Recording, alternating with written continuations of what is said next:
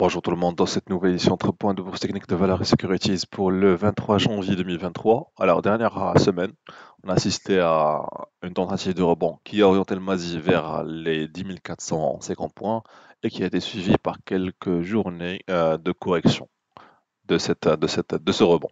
Alors, la question qui se pose actuellement, est-ce que c'est la fin du rebond ou est-ce que c'est juste une pause temporaire qui va donner lieu à une poursuite haussière sur les prochaines séances? Alors, je dirais que, a priori, si on analyse plutôt la dernière chute du MASI entre le 12 décembre et le 9 janvier 2023, on voit bel et bien que ce rebond n'a pas pu franchir les 50%, ou plutôt le niveau des 50% du retracement de Fibonacci.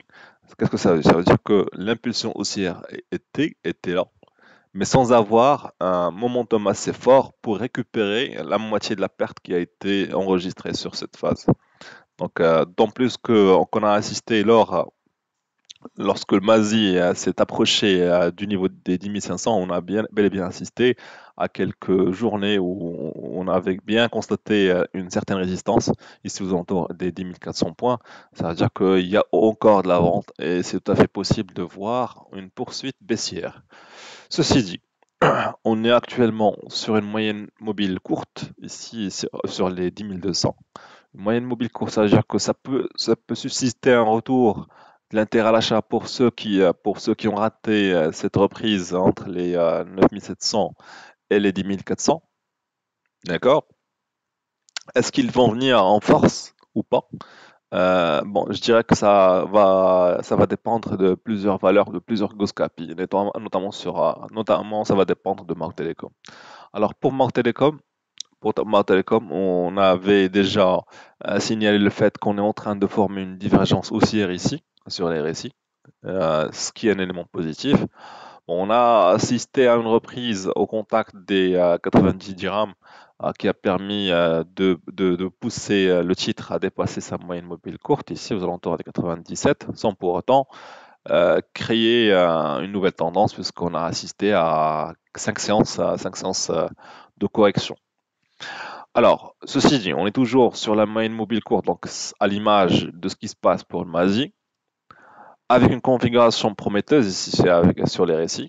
Donc, si on parvient à, plutôt à capitaliser sur cette moyenne mobile courte aux alentours des 95-96, tout en essayant de réduire la pression vendeuse sur cette zone et franchir le niveau des 97, ça sera un élément majeur quant à une poursuite haussière, aussi bien pour Mao Telecom que pour le marché. A contrario, si les volumes à la vente se renforcent ici aux alentours des 97, 98, tout en poussant le titre à dépasser, à franchir plutôt le niveau de 95, 96, c'est un élément négatif qui devrait normalement permettre à une cassure de ce support sur les récits et donc pousser le titre Mao Telecom vers de nouveaux plus bas. Et ce qui va confirmer une poursuite baissière aussi sur le MASI. Alors, pour d'autres valeurs, pour Tigeri, on a capitalisé sur le support de ce canal. D'accord? On a bel et bien enregistré une petite correction au contact des 380.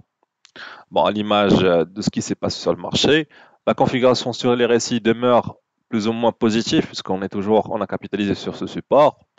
Donc, si on parvient à dépasser le dernier niveau où on avait assisté à une certaine résistance aux alentours de 380, je dirais que la prochaine cible sera vers les 388, 390. A contrario, et si le contexte marché est beaucoup plus négatif que positif, ça veut dire qu'on sera toujours tenté de tester à nouveau le support de ce canal. Alors pour la farge, on constate qu'on évolue au sein d'un biseau, d'accord? On est toujours au-dessus de la moyenne mobile courte, aux alentours des 1360, ce qui est plus ou moins positif. On a assisté à une résistance ici aux alentours des 1400 qui correspond à cette résistance oblique. D'accord? Donc je dirais que en cas de réapparition des acheteurs ici aux alentours des 1350 et le franchissement du niveau des 1410, 1420 à la hausse, je dirais que ça va libérer le potentiel, mais ce sera aussi conditionné par un contexte marché. A contrario, si on casse cette zone des 1350, ça veut dire qu'on va ouvrir la voie vers de nouveaux plus bas. Donc, vers des niveaux au-dessus des 1250, en dessous des 1250. Alors, pour la belle vie, on est sur un biseau d'élargissement. D'accord? On a essayé de casser la résistance de cette forme graphique à 3 reprises, pas encore. On a tapé sur le support de ce biseau d'élargissement, si aux alentours des 4000 dirhams. On a essayé de rebondir durant la semaine dernière vers les 4500, mais sans succès. Je dirais que cette valeur dépendra beaucoup du contexte marché. Donc, si on parvient à créer une dynamique acheteuse sur le marché, je dirais que le titre, la BLV, sera l'un des titres qui devrait normalement très rapidement s'orienter vers sa résistance. Ici oblique, vers les 4800. A contrario, ça veut dire qu'on va encore tester le niveau des 4100, 4150. Alors, Jet, on avait signalé le fait qu'on est toujours en train de tester le niveau de 200, qu'on avait franchi ce niveau en fin d'année avec un retour vers les 190. On attendait à voir est-ce qu'il va y avoir un vrai intérêt à l'achat ou pas.